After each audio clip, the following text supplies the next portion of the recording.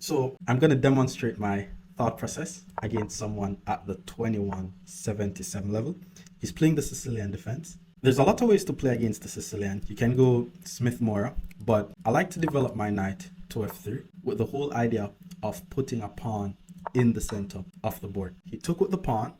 Now my knight takes back. Now this could be a lot of different types of Sicilian. He develops his knight to attack my pawn, but because I want to quickly get castled, I'm going to defend the pawn by developing my bishop. Now, I want you to notice how I use the word develop a lot because that's basically what we should be doing in the opening stage of the game. Now, knight to c6 was played. There's a principle that says to take is a mistake, but in this position, taking is good. It's called liquidation because if I move away my knight, I'm giving the opponent time. So I'm going to take to liquidate the position, then get my king out the center of the board. So he could play d5 here. Pawn to h6 doesn't do anything. Maybe he thinks I'm trying to pin his knight, but that's not what I'm trying to do. I'm just going to use the time to get my rook in the game. Pawn to e5 was a very nice move as well, but I can always play e5 after he develops his bishop to e7, and I think I can play for an initiative here. So I'm going to start by playing the move pawn to e5. The more principled way to play this is to develop the pieces, but pawn to e5,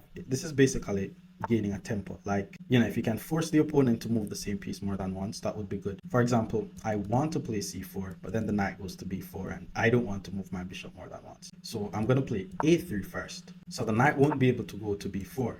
Then I'm going to play c4. So now I'm forcing the opponent to pull back their pieces, and then I'm going to use the time to develop my pieces. A decent developing move that I'm going to play is queen to g4. It is a development move because I've not moved the queen, but I developed the queen with tempo. So now I'm threatening to play moves like bishop takes h6, maybe even queen to e4 to start an attack. So even though my whole goal is to develop, if I can find a way to make a development move and attack something at the same time, then that would be nice, which is why he plays f5, because, you know, offense is the best defense and you want to ensure that you attack while you're defending. So he plays f5, which means I can't take because my queen is under attack, but I'm just going to take en passant here because now my two bishops still point towards his king. I really need to get my knight in the game though, but he has to play rook takes. Otherwise, there's some bishop takes h6 idea. So now he plays rook takes. I'm going to use the time to develop. Now, I'm thinking of knight c3, but after pawn d5, I don't see where I'm going to put my knight. So I'm actually going to play knight to d2 in this position.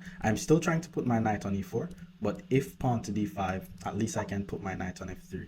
Yeah, that's what he did. So I could play knight to f3 to get control here, but then what if he takes? That's kind of uncomfortable. I think he also wants to push. This is a very dangerous discovered attack. My queen is on the same line as the bishop, so let me just pull my queen back first. Like, you never want to have your queen or your king on the same line as your opponent's weaker pieces.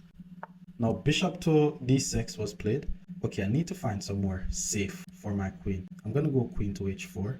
I need to be very careful here because it's on the same line as the queen, but I don't like the fact that he's attacking my queen. Pawn e5, this is very good control over the center. And then if I take, they're just going to take. Pawn push is coming. Okay, where did I go wrong here? Maybe I attacked too early.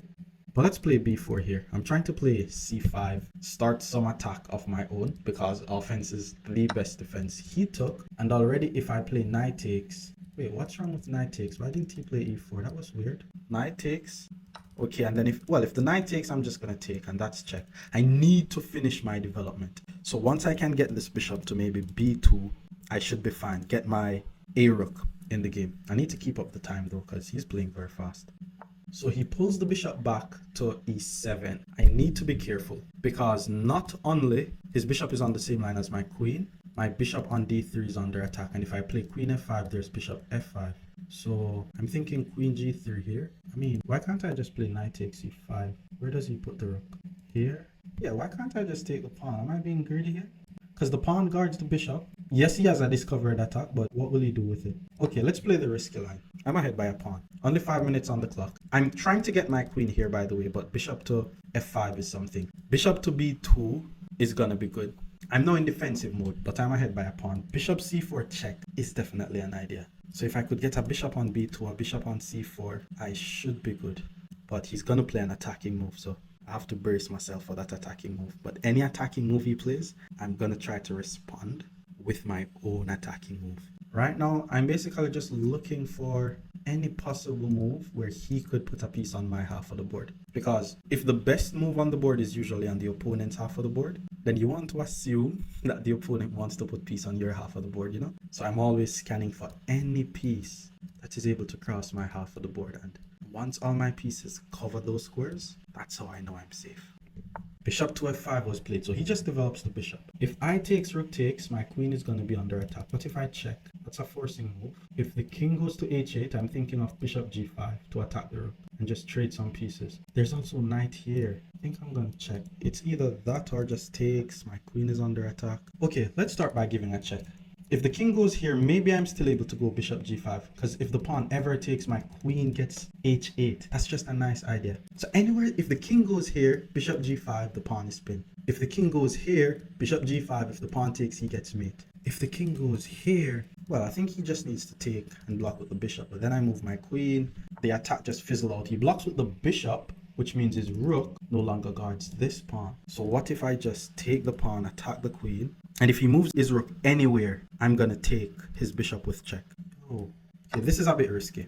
My rook here is unprotected. My rook here is unprotected. My rooks are not connected. That's the risk that is associated with the move that I just played. But if he has to move the queen, I'm just gonna take, check, and once the queen takes, I just take here and I'm winning. If he moves the queen, I take, queen takes, bishop takes, and if rook takes, I take the queen and I'm ahead by a rook or a queen. So he moves the queen, we're gonna take with check, and once the queen takes, I'm gonna take here with check. If the rook takes, I grab the queen and I'm winning. If the queen takes, I just take a queen. If he moves the king, okay, he took with the queen, and then he resigns.